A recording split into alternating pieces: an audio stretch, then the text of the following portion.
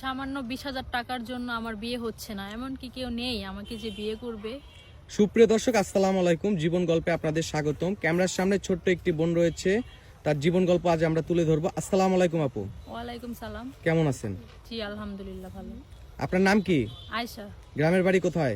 রাজশাহী। রাজশাহী। আপনার পরিবারে কে কে আছে? পরিবারে বোন আছে, মা আর আমি। আপনার প্রতিবেদনে আসার মূল উদ্দেশ্যটা কি বোন?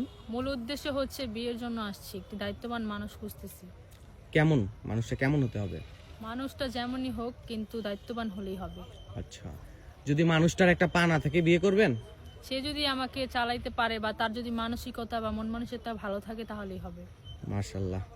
আচ্ছা, আপনার বর্তমান বয়স কত? 24 শেষে 25-এ পড়ছে, মানে 25 রানিং।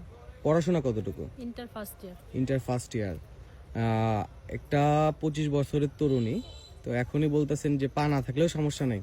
হ্যাঁ। এটা কি ভিডিও করার জন্য বলতেছেন না না, না। বাস্তবে? আচ্ছা, যদি কোনো প্রবাসী ভাই আপনাকে বিয়ে করতে চায় সেক্ষেত্রে কি করবেন? করব। মানুষটার বয়স যদি থাকে 50 কিংবা 60 বছর, সমস্যা নেই। কোনো সমস্যা নাই? না।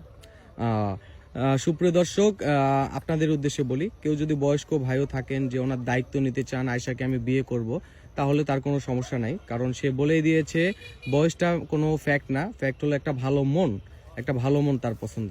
আচ্ছা, আপনার পার্সোনাল নাম্বারটা দিয়ে যান। পার্সোনাল ফোন নাই ভাইয়া। পার্সোনাল কোনো ফোন নাই? না। ও, সুপ্রিয় দর্শক, তার কোনো পার্সোনাল কোনো ফোন নাই।